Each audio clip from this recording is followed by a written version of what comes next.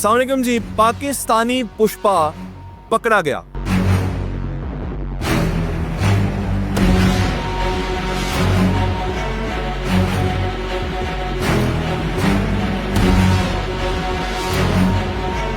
मेरे पीछे आप इस वक्त एक 22 व्हीलर देख रहे हैं और इसके अंदर जो टिम्बर है ये हजारों टन है।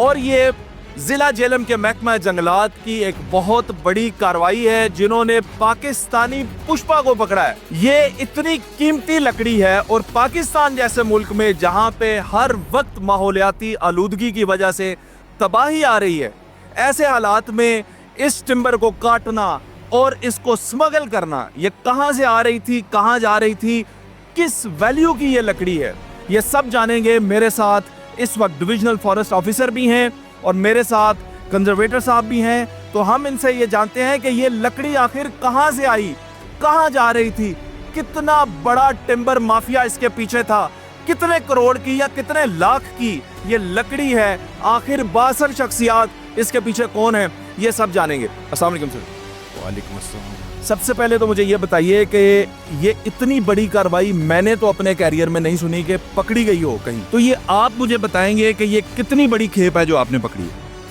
है। बिस्मिल्लाहिर्रहमानिर्रहीम जी, आपका बहुत शुक्रिया जी। मैं कल ऑफिस में था तो 2:15 बजे मुझे मुखबर ने बताया कि एक कंटेनर जो है ना टेक्सास से लाहौर स्मगल किया जा रहा है और उसके अंदर पाइन वुड है और ये मिलियंस ऑफ रुपीज़ की है। जैसे आपने खुद ही जिक्र किया, मैंने अपनी एंटायर सर्विस में हमने छोटी छोटी पिकअप्स तो पकड़ी हैं, छोटा को मज़ा ट्रक पकड़ लिया, लेकिन इतना बड़ा ह्यूज कंटेनर मेरी एंटायर सर्विस में नहीं है। मैंने 3-4 दफ़ा रिकन्फर्म किया मुखबर से, तो उसने जब मेरे साथ पिक्चर शेयर की तो फिर मैं फ़ौरन अलर्ट हुआ। मैंने डिविजनल फॉरेस्ट ऑफिसर चकवाल को अलर्ट किया, अपनी जो हमारी सर्कल हेड पार्टी है उसको अलर्ट किया।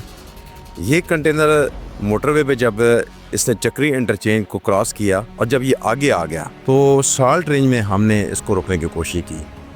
तो आप इसका साइज़ देख रहे हैं, इतनी बड़ी गाड़ी को रोकना एक बहुत ही कठिन मरला है। सेकेंडली, मोटरवे पुलिस की अपनी SOPs लॉज हैं, वहाँ हम उनकी परमिशन के बगैर इंटरवीन नहीं कर सकते।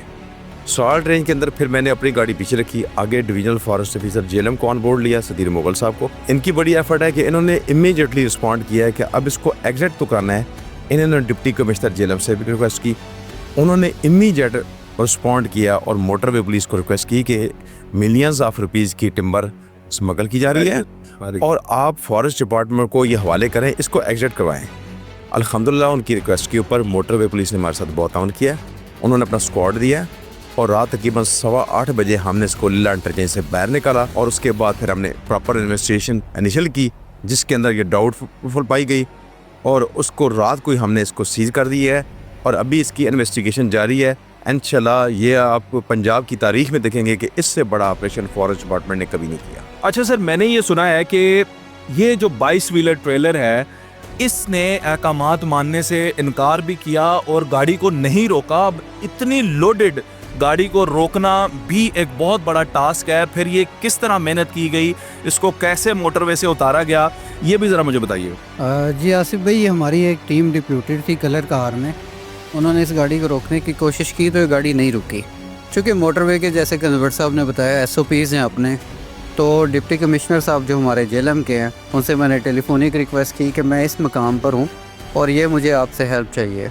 मीनवाइल डिप्टी कमिश्नर साहब ने मोटरवे हुकाम से रब्ता किया और मेरा रब्ता भी इस्लामाबाद हेड ऑफिस में हो गया।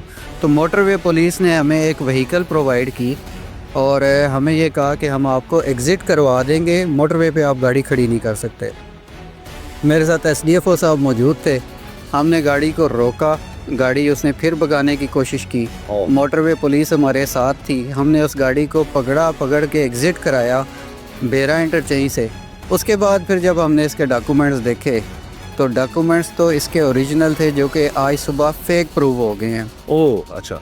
और लकड़ी भी जो परमिट के अंदर लिखी गई थी वो नहीं थी, उससे मुख्तलिफ थी।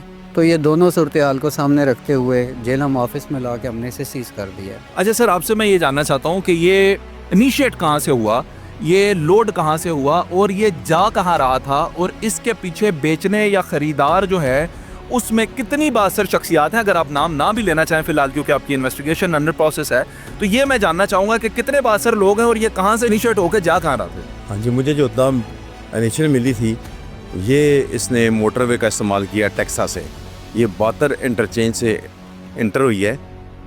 जो लकड़ी रिकमेंडेशन आई हैं कि इसको ट्रांसलेट परमिट इशू किया जाए, वो रेंज फॉरेस्ट ऑफिसर टेक्सा की रिकमेंडेशन के ऊपर DFO साउथ ने किया है, और ये लाहौर जा रही थी जो उस TP के ऊपर लिखा हुआ है। अब बज़ाहिर तो एक ताजर से दूसरे ताजर को जा रही है, लेकिन इसमें बहुत इन्फ्लुएंस पर्सन हैं, इन्वॉल्व हैं। चूँकि अभी ये इन्वेस्टिगेशन के मराइल में है, अभी वक्त से पहले कोई बात या कोई नतीजा ख़ास करना ये ज़रा मुनासिब नहीं है।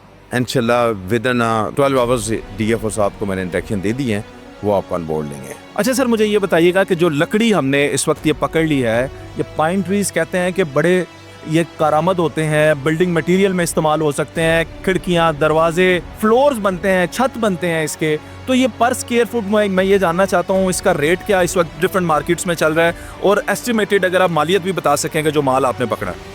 अच्छा आसिफ भाई, इसमें एक तो मैं क्रेडिट देना चाहूँगा गवर्नमेंट ऑफ पंजाब को।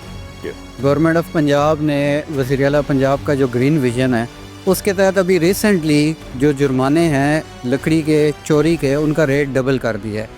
आज से 6 महीने पहले इसका रेट अगर 4,000 रुपये फ़िट था, तो आज नए नोटिफिकेशन के तहत ये 8,000 रुपये फ़िट इसका जुर्माना हमने वसूल करना है। फ़िट से मुराद क्यूबिक फ़ीट है।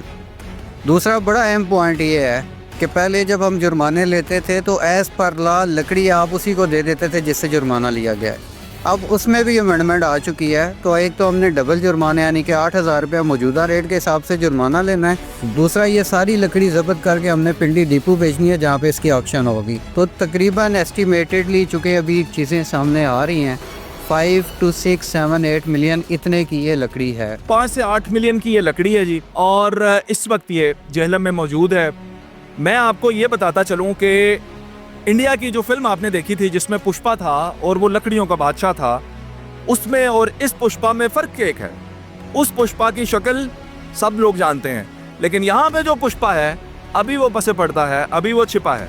चंद ही घंटों की मजीद इन्वेस्टिगेशन और ये पुष्पा भी मंजर आम पर आएगा।